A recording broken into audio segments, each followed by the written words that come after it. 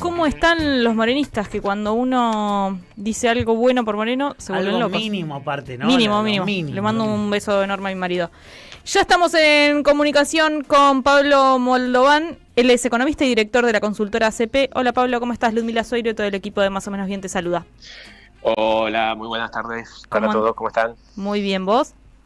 Bien, bueno, por suerte. Bueno, Pablo, estuvimos un poco atentos a las redes en esta semana, siempre, porque nuestro productor está muy atento siempre, y salió un hilo de Twitter en la red X, que ya no es más Twitter, de la consultora sobre el éxito del programa económico de Javier Milei. ¿Podrás explicar si es éxito o no? Sí, a ver, arranco un poquito desde atrás.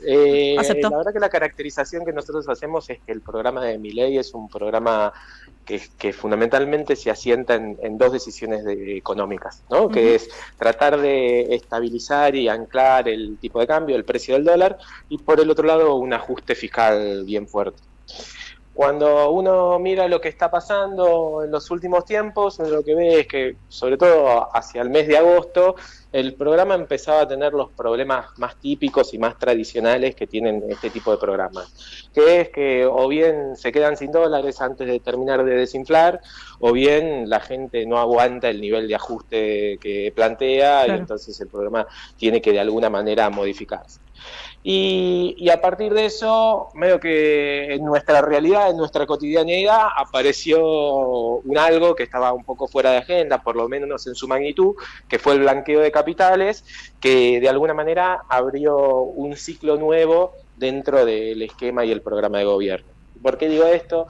Bueno, fundamentalmente porque el blanqueo lo que generó en la economía argentina es que ingresen una gran cantidad de dólares, que activaron un ciclo que se conoce como de carry trade, un ciclo financiero, que de alguna manera le empieza a dar un poco más de oxígeno al programa que el que veníamos viendo hasta entonces. Es decir, que están teniendo éxito en esto que fue el blanqueo de capitales. Funcionó, digamos. Digamos que sí, el blanqueo fue un blanqueo mucho más grande de lo esperado, ¿sí? En términos de su aporte de dólares al sistema financiero, y lo que genera es que entran muchos dólares que son capacidad prestable a los bancos, y cuando esos dólares se empiezan a prestar, un poco por regulaciones del propio CEPO, esos dólares se ofrecen en el mercado de cambios y generan una situación de oferta en el mercado que le permite al Banco Central comprar y mostrarse más holgado. Que es lo que estuvimos viendo en este último tiempo, ¿no? Perdón que me superpuse un poco, ¿cómo decías? No, que es lo que estuvimos viendo en este último tiempo, hay unos movimientos raros del dólar. Exactamente, y lo que se empiezan a armar son unos movimientos como que de alguna manera se autoconvalidan, ¿sí? Que son estas estrategias de carry trade. En la medida que vos esperás que el tipo de cambio o el precio del dólar se mantenga más o menos estable, lo que te conviene es vender los dólares y tratar de sacarle algún rendimiento a los pesos con tasa. Claro. Pero como esa propia decisión a vos a lo que te empuja es a vender dólares, eso es lo que genera es más oferta de dólares, y la sensación entonces es que el proceso puede durar. Son ciclos financieros bastante tradicionales, que en la Argentina la verdad que tenemos mucha experiencia de esto, y que uno lo que sabe es que también así como arrancan, muchas veces terminan y se revierten. Y un poco lo que trabajamos con Federico, con mi socio, tanto en nuestro último informe, como en el hilo de tweets, como en una nota que preparamos, era, bueno, tratemos de identificar cuáles son los factores de riesgo, o cuáles son históricamente los gatillos de reversión de estos ciclos financieros, porque hoy por hoy el programa de gobierno es un programa de gobierno que es sumamente dependiente de que este ciclo financiero se sostenga. Pablo, buenas tardes, te saluda Enrique de la Calle. Vos decías, bueno, uno de buscar los puntos flojos del esquema económico actual, uno de ellos supongo que es el nivel de endeudamiento. Según miraba algún artículo periodístico de análisis, la deuda en los primeros, 9, 10 meses de gobierno de Milei creció como en 100.000 millones de dólares, ¿es así? A ver, hay un punto efectivamente que tiene que ver con eso, ¿sí? Con la gestión de la deuda y si se quiere en un sentido más amplio es con la capacidad de conseguir los dólares para pagar la deuda del año que viene. Entonces ahí la cuestión de la deuda se abre en dos facetas, una que tiene que ver más con la deuda en moneda doméstica, en pesos, y otra que tiene que ver más con la deuda en moneda extranjera, en dólares. Y efectivamente ahí hay un foco de riesgo. Fundamentalmente hoy lo que estamos es una situación donde el gobierno, en el marco de un programa monetario, digamos, bastante estrambótico, lo que hizo fue traerse mucho de los instrumentos de deuda que estaban en poder del Banco Central al Tesoro, es decir, ahora lo gestiona el Ministerio de Economía, y eso hace que, bueno, que la renovación de esa deuda sea una renovación que se pueda hacer siempre y cuando el Tesoro tenga un sobrante de pesos. Ese sobrante de pesos en algún momento se va a agotar, y cuando se agote ese sobrante de pesos, veo que ahí sí muchos interrogantes respecto de cómo se va a gestionar la deuda que viene emitiendo la actual administración. Ese, digamos, que es para nosotros uno de los focos de riesgo que tiene el esquema actual. Otro que identificamos tiene que ver más con la dinámica de las reservas internacionales, muy anclado en esto que charlábamos al principio. Bueno, estos ciclos financieros generalmente lo que necesitan es mucha expectativa de estabilidad cambiaria. Claro. Si pasa cualquier cosa que hace que vos pierdas esa sensación de estabilidad cambiaria, bueno, el ciclo tiende a revertirse. Y ahí es muy importante monitorear qué pasa con las compras del Banco Central de reservas. ¿Sí? O lo mismo respecto de shocks o noticias en el plano internacional que te puedan cambiar de alguna manera la percepción de riesgo. Si de repente pasa, Estados Unidos modifica violentamente su decisión de tasa, o estalla una guerra, o pasa algo con los precios de los commodities, esos también suelen ser gatillos de reversión del ciclo, y lo que uno tiene que plantear es, así como el ciclo se autovalida y funciona de una manera muy positiva cuando anda, claro, cuando se rompe también lo que empieza es un círculo negativo donde efectivamente todos los que vendieron dólares para usufructuar tasa en pesos, lo que quieren hacer es la operación contraria, sabiendo que el último que la hace es el que más pierde. Entonces ahí se arma como un mecanismo de corrida que suele ser muy, muy desestabilizante. Te llevo a un tema que es la actividad económica. El ministro, creo que fue Caputo, dijo algo así como, bueno, la economía empezó a pegar la vuelta. El último dato de INDEC interanual da muy mal, pero contra el mes anterior también dio a la baja luego de 2 meses de una recuperación ínfima. ¿Qué estás viendo en relación con la actividad económica? Mira, a ver, nosotros lo que estamos, cuando uno mira justo el último dato y se agarra de eso a veces tiene algunos problemas que son más bien de orden metodológico por cómo se calculan algunas cosas, por tratar de sacar estacionalidad.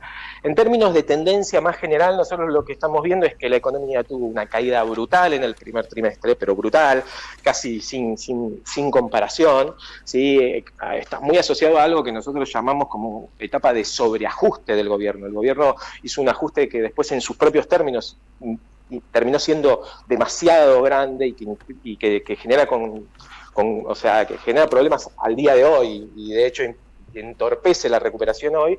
Ahora, superada esa etapa, lo que vino es una etapa donde algunos indicadores de actividad empiezan a dar muestras de recuperación. Entonces, uno lo que ve es una caída muy grande y algunos síntomas de recuperación.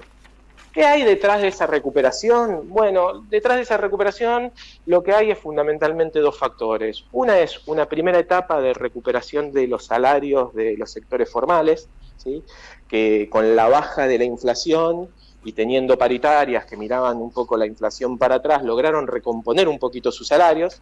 Esa es una etapa que arrancó fundamentalmente a partir de mayo-junio, pero que después cuando la inflación se estabilizó, desapareció, ¿sí? Entonces ahí hubo un primer impulso, si se quiere, de algo de oxígeno y algo de recuperación de ingresos que habían sido muy, muy castigados, para empujar algo de recuperación. Algo parecido pasa por el lado de las jubilaciones, que tuvieron también a partir de abril algún reconocimiento que les permitió tener un poquito más de ingresos y recuperar actividad. Y después lo que hay en paralelo a todo esto es un proceso de bastante dinamismo del crédito. ¿Sí? Entonces digamos que juntando estos 3 factores uno puede explicar una recuperación que de vuelta hay que ponerla mucho en contexto. Es una recuperación suave después de una caída muy brutal, claro, y donde está todavía muy, digamos, a nosotros nos gusta decir que esta recuperación tiene dos cosas. Una es que es cortita, otra es que es muy heterogénea, ¿sí? porque la estrategia del gobierno dejó como muchos costos en términos distributivos, entonces son poquitos los que se pudieron recuperar después de lo que fue la piña del primer trimestre, y a su vez, en ese marco de esa heterogeneidad, lo que deja también es muchas dudas respecto de que se pueda sostener hacia adelante. ¿Sí? Como es un ejemplo, pero nosotros lo que veníamos viendo es que hace 3-4 meses los indicadores salariales se estancaron. Bueno, la desinflación frenó, entonces como no hay desinflación, las paritarias más o menos miran el salario del mes anterior, los salarios ya no están recuperando. Lo mismo pasa con las jubilaciones. Bueno, en ese contexto apareció el crédito como un motor de la economía. Ahora, el crédito es un motor, digamos, también bastante particular porque en la economía argentina no todo el mundo accede al crédito.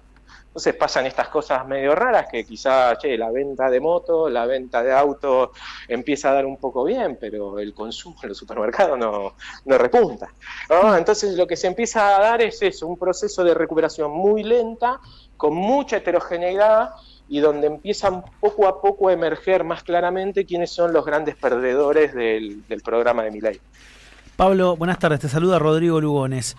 Recién describías un poco lo que podría considerarse un leve repunte del lado del gobierno. Esto es mostrado como vieron que al final teníamos razón, logramos nuestros objetivos. Una mirada más crítica podría decir, por un lado, bueno, sí, pero ¿a qué costo? Como diría un meme.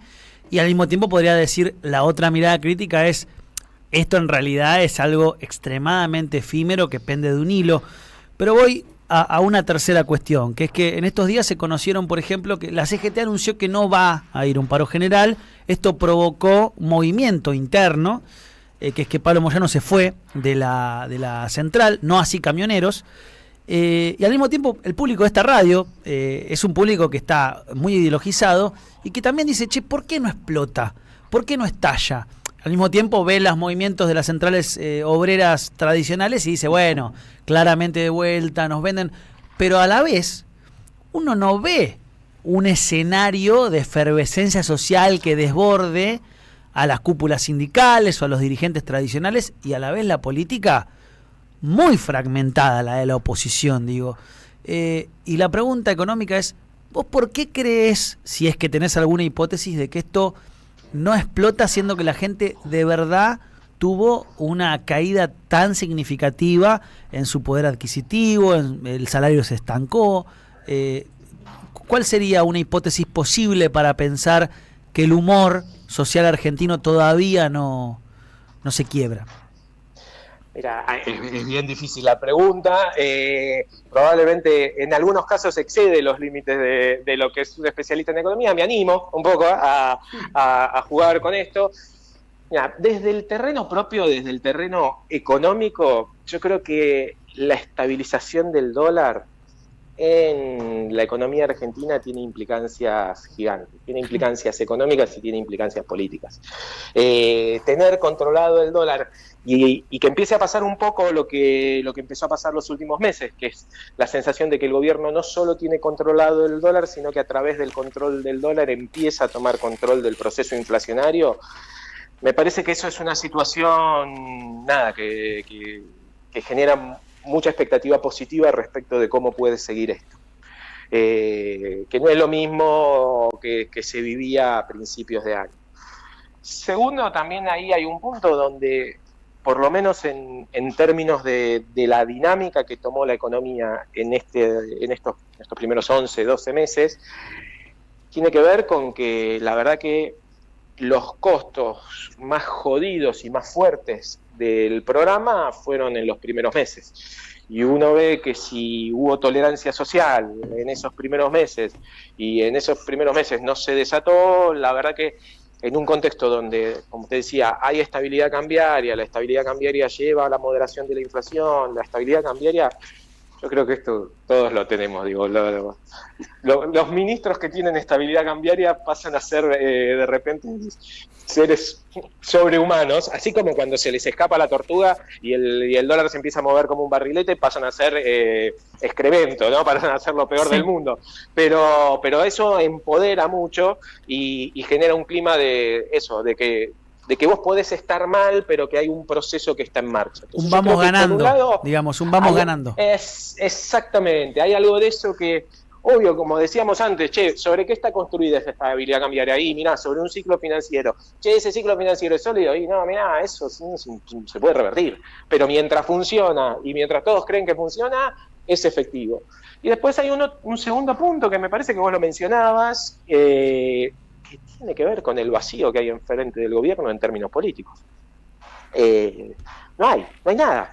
Entonces, en ese sentido, también, ¿no? Me parece que la reacción popular es difícil que se genere como generación espontánea, ¿no? Lo que hay, me parece, es todavía una situación donde, si bien la oposición al gobierno no se rompe, tampoco se termina de organizar, tampoco termina de cristalizar como liderazgos, proyectos, perspectivas, miradas alternativas. Por ejemplo, bueno, acá viene un tipo que vino a generarnos un montón de costos y dolor para bajar la inflación. ¿Cuál es la receta que tenés vos para no llevarme de vuelta al quilombo de la inflación, pero ofrecerme algo mejor? Bueno, nada de eso todavía se está discutiendo, no sé. Entonces yo creo que hay una combinación de esos tres factores que comentaba. Y la última, por lo menos por mi parte, se habla también como un relato económico-político de, si Trump le llega a dar esos dólares, llegan al acuerdo de que esos más o menos 10.000 millones de dólares que restaban del acuerdo con el FMI, que no se los dieron a Macri, finalmente se los dieran a Milei, bueno, posiblemente lograría más estabilidad y ganar. ¿Cómo ves eso? ¿Es tan lineal como eso? ¿Le daría el respiro suficiente? ¿Alcanzaría? ¿No alcanzaría? ¿Le podría dar Trump eso o no? A ver, yo voy por dos partes separadas. Primero, para mí es muy significativo el triunfo de Trump en términos de su vinculación con Milei.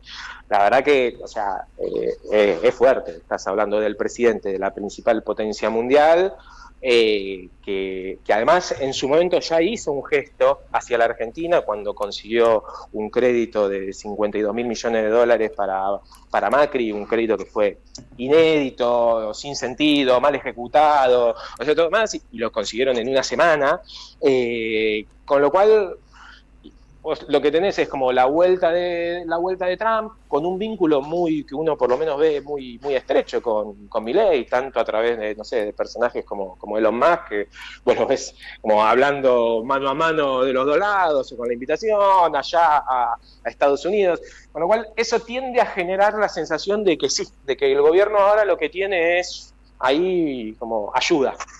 Todavía no sabemos de qué magnitud, ni bajo qué forma, ni para qué. Pero me parece que eso es como que le da eso si se quiere, a esto que charlábamos al principio de que había un ciclo financiero un poco frágil montado sobre los dólares de blanqueo interno. Bueno, la llegada de Trump lo que parece darle es un poco más de sustento, más de robustez a esa posibilidad de conseguir dólares extra. Sobre ¿cuál es la agenda del gobierno de corto plazo? Porque no sé si vas un poco ahí, pero entre los economistas lo que se está discutiendo todo el tiempo es, bueno, si Milei consigue los dólares del fondo, los dólares del Trump, lo que va a hacer es salir del cepo. Yo creo que esa es una agenda que no, por lo menos yo en el corto plazo no la veo. Me parece que el gobierno... Pablo, eso te iba a preguntar, los desafíos en corto plazo, decís vos, yo digo 2025, vos decís que no va a salir del cepo. Yo la verdad que no sé, eso es también, uno tiene un poco de experiencia en términos de cómo funciona la gestión pública. Si las cosas andan bien, vos no las cambiás. Claro. Y el programa del gobierno le viene saliendo bien. Sí, el gobierno tiene un desafío muy, muy fuerte, que es lograr mantener la estabilidad cambiaria a cualquier precio, ¿sí? Antes tenía que mantener la estabilidad cambiaria a cualquier precio, fundamentalmente para que bajen los precios, porque era su ancla para desinflar. Ahora encima tiene que mantener la estabilidad cambiaria a cualquier precio para sostener los negocios de carry trade, porque ese ciclo tiene que seguir y se tiene que sostener. Ahora, cualquier atisbo de salida del cepo es en los hechos una amenaza para la estabilidad cambiaria. Claro, pero en términos discursivos... Sí, en términos discursivos lo que aparece es todo el tiempo la zanahoria hacia adelante, claro. ¿sí? pero es una zanahoria que eso, como que se va corriendo todo el tiempo. No, cuando se pase esto con los pasivos remunerados, no, cuando la inflación tenga este número. El segundo semestre de Milei. Exacto. Pero, Pablo... Y que, ojo, perdón, déjame decir esto. A mí me parece también un coso como sintomático, y casi lo diría como un rasgo de aprendizaje de la gestión económica actual. Digo, no nos olvidemos que Caputo es el tipo que colocó de a 30.000 millones de dólares en la gestión Macri, y que cuando todo se vino abajo, se tuvo que ir al Banco Central a tratar de venderle los dólares que le quedaban en la caja a los que había hecho entrar para que salgan lo más rápido posible, y que en ese sentido se peleó con el Fondo Monetario y terminó siendo echado por Christine Lagarde desde Washington. Bueno, esa misma gestión, ese mismo equipo de gestión, es un equipo de gestión que dice, no, mejor déjame adentro del cepo, déjame acá, que si hay cualquier quilombo lo tenemos más margen para controlarlo. Entonces, yo eso me parece que de cara al proceso electoral lo natural es que se sostenga. Y Pablo, yo tengo la pregunta a partir de lo que vos decías, que es, bueno, el carry trade que se mantenga es una cosa muy compleja, porque de alguna manera se mantiene porque todos los actores creen que funciona. Entonces, mientras todos creen que funciona y siguen vendiendo dólares, se mantiene, y eso consolida la posición de aquellos que dicen, esto está funcionando.